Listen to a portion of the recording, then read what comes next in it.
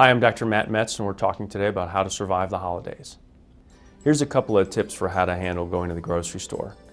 One of my first suggestions is to make sure that you don't go to the grocery store hungry. But it's also very important to stick to the aisles that have healthy things on them. My weakness is for chocolate and crunchy stuff and salty things like pretzels, and so I stay out of those aisles. If I pass the aisle, there's a good chance one of those items might end up in my cart. So I try to stick to the produce department, to the meat section, to the fish department, and spin my way through the aisles as quickly as possible without deviating. And the other thing that I really try to do is I do not take food from the sample folks in the supermarket or in Costco.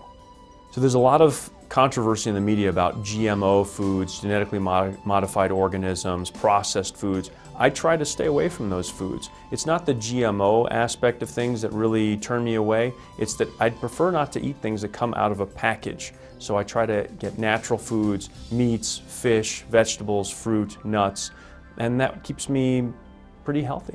Purchasing unhealthy foods for family members is actually derailing their health just as much as it is mine. So having unhealthy foods in the house for other members of the family, I'm going to end up eating those, and they're not healthy for the rest of the people in the household. So it's better off not to have them at all. I actually spoke to a patient in the office yesterday, and he was talking about buying those little Ben & Jerry's samplers, and he said, I buy them for my wife, but I end up having one periodically as well. And I said to him, John, really, you're sabotaging yourself just as much as your wife. It's not healthy for either of you to be consuming that high caloric sugar load, especially late at night.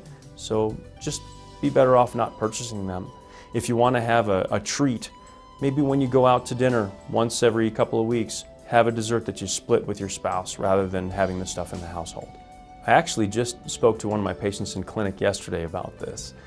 We were talking about every time we have a craving for a salty, crunchy, carbohydrate, chocolatey type food, to send each other a text on Facebook using the Facebook messaging system.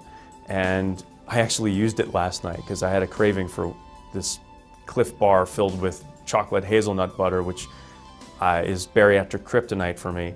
And I put it on Facebook, hey, I'm having a craving, somebody talk me down. It's actually quite helpful.